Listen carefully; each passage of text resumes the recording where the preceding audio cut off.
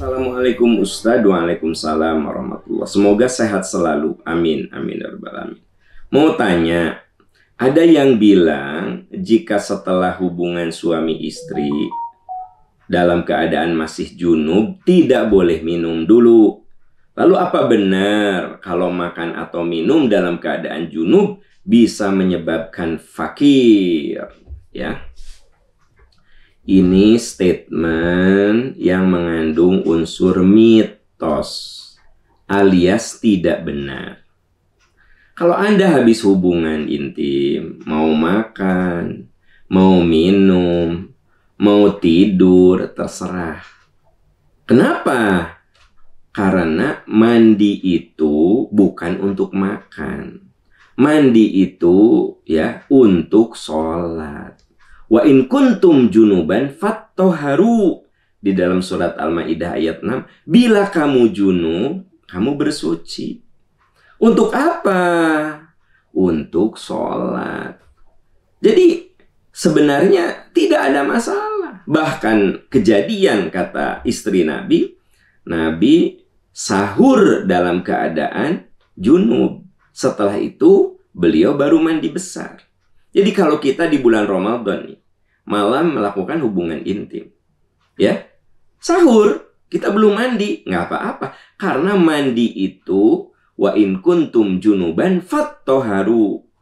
Kamu bersuci itu untuk sholat. Ya, untuk sholat. Nah, saya ingin menyampaikan beberapa catatan.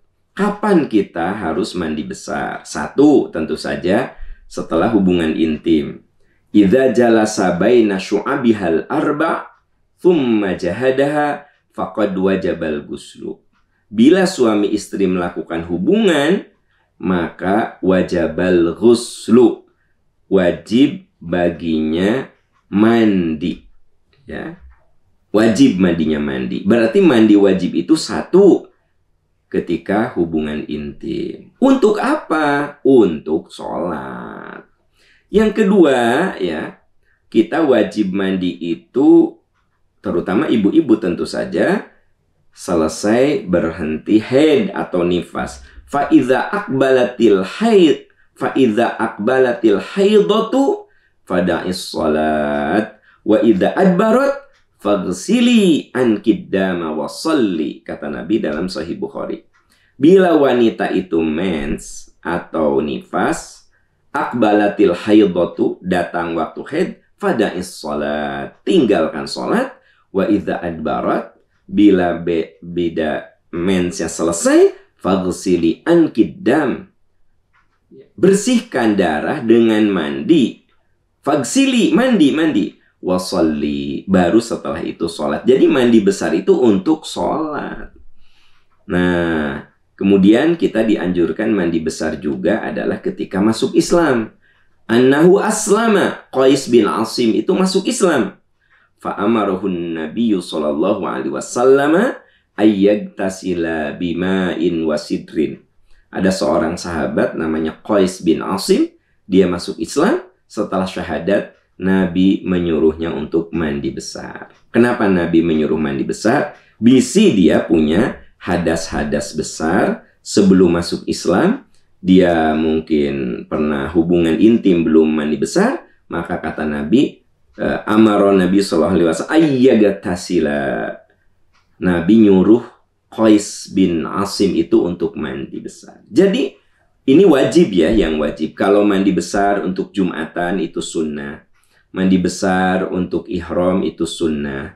Mandi besar mau datang ke lapangan untuk sholat Idul Fitri, Idul Adha itu sunnah. Yang saya ceritakan di sini mandi wajib.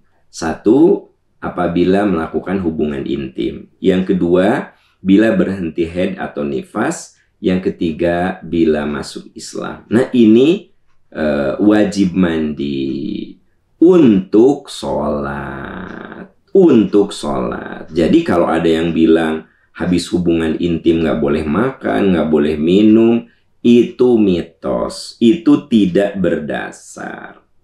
Ada juga seorang ibu di pengajian bertanya, Ustadz, boleh nggak saya ngantar anak ke sekolah, nyiapin sarapan, ya, terus ke minimarket, saya habis subuh hubungan, tapi belum mandi besar. Jadi saya melakukan aktivitas-aktivitas rutin.